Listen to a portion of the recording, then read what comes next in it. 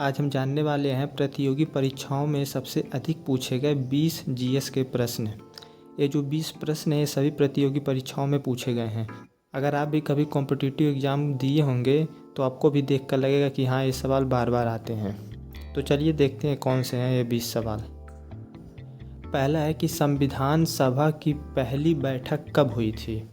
तो इसका आंसर है 9 दिसंबर 1946।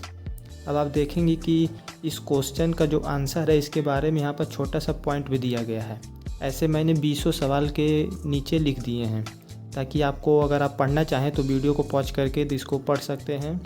अगर आपको इसका पीडीएफ भी चाहिए तो आप कमेंट कर सकते हैं, मैं उसका पीडीएफ आपको अवेलेबल करा दूंगा। तो यहाँ पर देखिए, यह बैठक न्यू दिल्ली में हुई थी और डॉक्टर सच्चिदानंद सिन्हा को अस्थायी अध्यक्ष चुना गया था।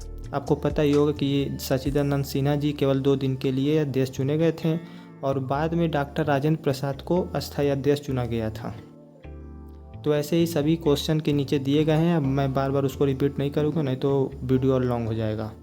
दूसरा है कि 1857 की पहली स्वतंत्रता संग्राम का नायक कौन था? तो इसका आंसर है मंगल पांडे। यहाँ पर भी इसके बारे में दिया गया, आप लोग पढ़ सकते हैं। तीसरा है कि अशोक के शिलालेख किस लिपि में लिखे गए थे? ये जो प्रश्न है ये बार बार आए हैं कि अशोक के शिलालेख किस लिपि में लिखे गए थे। तो इसका आंसर है ब्राह्मी लिपि। चौथा है कि इंडिका नामक पुस्तक किसने लिखी थी? तो इसका आंसर हो जाएगा मेगास्थनीज। ये जो प्रश्न है ये भी बार बार इतिहास में पूछा गया है। इसके बारे में भी आप लोग यहाँ से पूरा पढ़ सकते हैं। पांचवा है भारत का सबसे बड़ा राज्य क्षेत्रफल के अनुसार कौन सा है? तो आंसर है राजस्थान। क्षेत्रफल के अनुसार राजस्थान है और जनसंख्या के अनुसार उत्तर प्रदेश है। राजस्थान का कुल क्षेत्रफल करीब 3.42 लाख वर्ग किलोमीटर है। इसको देख लीजिएगा। छठा है गंगा नदी का स्रोत कहाँ से है? तो आंसर हो जाएगा गंगोत्री ग्लेशियर उत्तराखंड। स्रोत यानी कि उसका उद्गम वो कहाँ से निकलती है, तो हो जाएगा गंगोत्री ग्लेशियर से गंगा नदी निकलती है।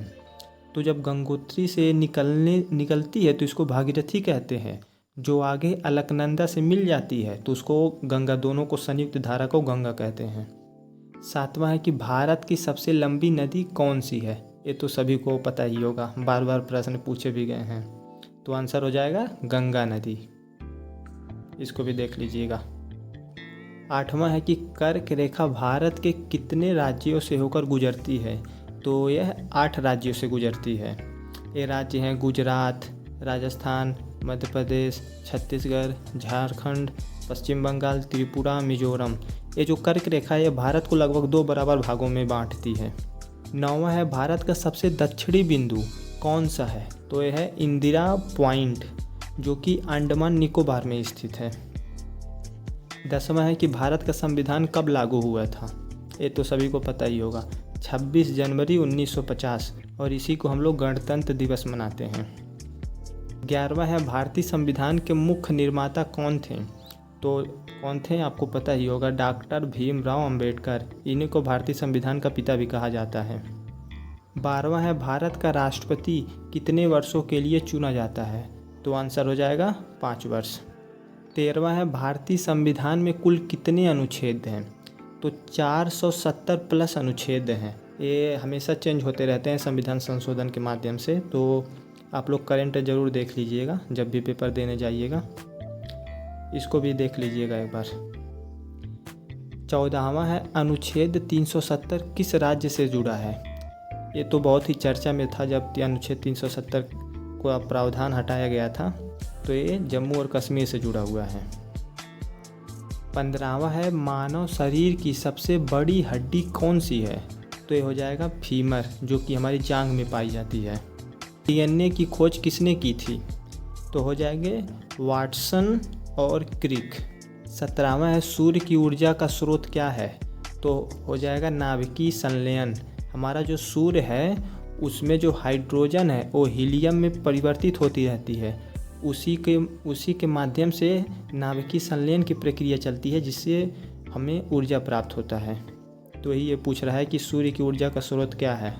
18वां है संयुक्त राष्ट्र यूएनओ की स्थापना कब हुई थी। ये भी प्रश्न बहुत बार बार पूछे गए हैं।